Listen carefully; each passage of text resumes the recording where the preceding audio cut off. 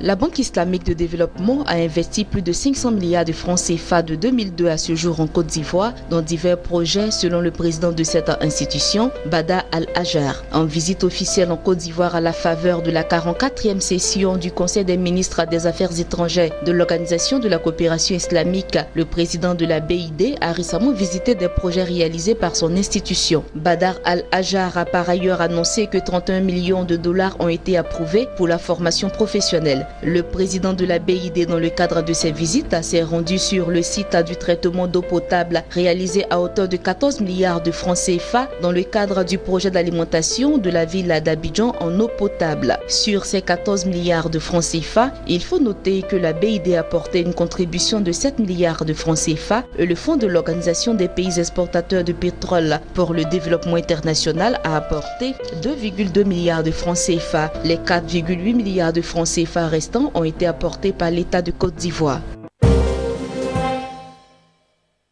Le stock total de fèves broyées en 2016-2017 en Côte d'Ivoire s'est établi à 389 000 tonnes à la fin juin, soit une hausse de 13,8% par rapport aux résultats enregistrés un an plus tôt. D'après les estimations du groupement professionnel des exportateurs de café et de cacao, couvrant 6 des 12 broyeurs que compte le pays, le volume de cacao transformé a enregistré un taux de progression soutenu en mai et en juin, s'établissant respectivement à 18% et 34%. Doté d'une capacité annuelle de broyage de plus de 700 000 tonnes de cacao, la Côte d'Ivoire n'a transformé que 492 000 tonnes de la fève en 2015-2016, soit 32% du total de sa production. Le gouvernement ivoirien ambitionne cependant de porter ce taux à 50% à l'horizon 2020.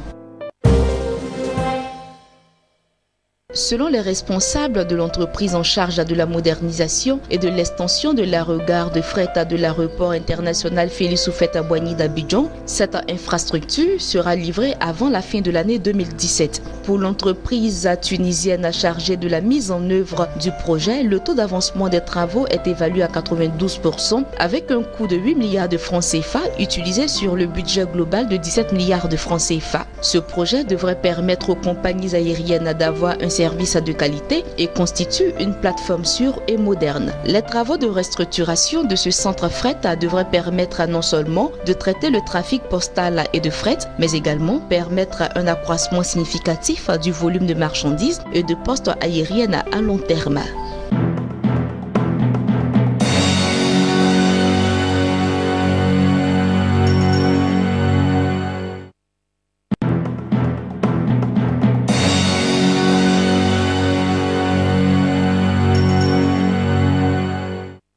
Le directoire exécutif du Fonds monétaire international FMI a récemment approuvé un financement de 642 millions de dollars au Gabon dans le cadre de son mécanisme élargi de crédit. Cet appui financier qui s'établit sur 3 ans vise à accompagner le Gabon dans sa quête d'une stabilité macroéconomique et lui permettre de mettre en œuvre des politiques budgétaires prudentes et de parvenir à un équilibre durable de sa balance des paiements. Le feu vert de l'exécutif du FMI s'accompagnera d'un remboursement immédiat de 98,8 millions de dollars, le reste du montant devant être versé par tranche semestrielle. L'objectif visé par le FMI est une réduction du déficit total du pays à 4,6% du PIB en 2017 contre 6,6% en 2016.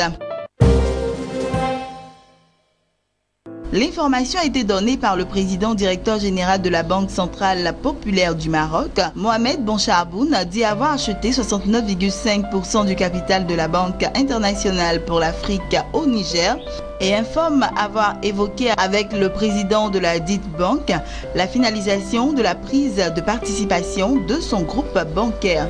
À travers cette prise de participation, le groupe bancaire prend le contrôle de la Banque internationale pour l'Afrique au Niger et accentue sa stratégie de développement à l'international. Le prince jordanien Mohammed bin Ali Nayef chef, en visite à Libreville, a échangé avec le ministre gabonais de l'Agriculture sur les opportunités agricoles de ce pays, notamment celles contenues dans le plan de relance économique dont l'adoption vient d'être entérinée par le Parlement. D'après le ministre gabonais de l'Agriculture, il était question au cours de cet échange de présenter à son hôte la vision de développement agricole proposée par le gouvernement, notamment sa composante Gabon vert, contenue dans le plan stratégique émergent.